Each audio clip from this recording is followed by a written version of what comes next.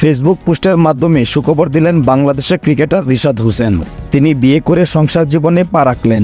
যদিও 1 বছর আগে পারিবারিকভাবে বিয়ে হয়েছিল তার, কিন্তু সাম্প্রতিক তিনি একটি ফেসবুক পোস্টের মাধ্যমে তা নিশ্চিত করেন এবং মিডিয়া জগৎকে জানান। কেননা সাম্প্রতিক সময়টা ছিল তার জন্য আনন্দের। সদ্য অনুষ্ঠিত টি-20 বিশ্বকাপের সেরা বোলার হচ্ছে রিশাদ হোসেন।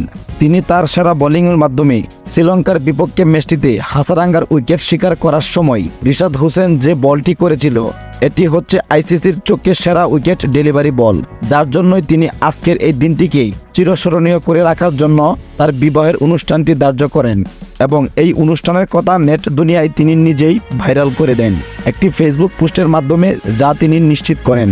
এছাড়া তিনি এও বলেন, বিয়ে করার মাধ্যমে আমি আমার সংসার জীবনে পা রেখেছি। আপনারা সকলে দোয়া করবেন যাতে আমি সুখী হতে পারি এবং পরবর্তীতে বাংলাদেশ দলের জন্য আরও ভালো কিছু উপহার দিতে পারি, যাতে আমি আপনাদের মাঝে চিরকাল এভাবে বেঁচে থাকতে পারি।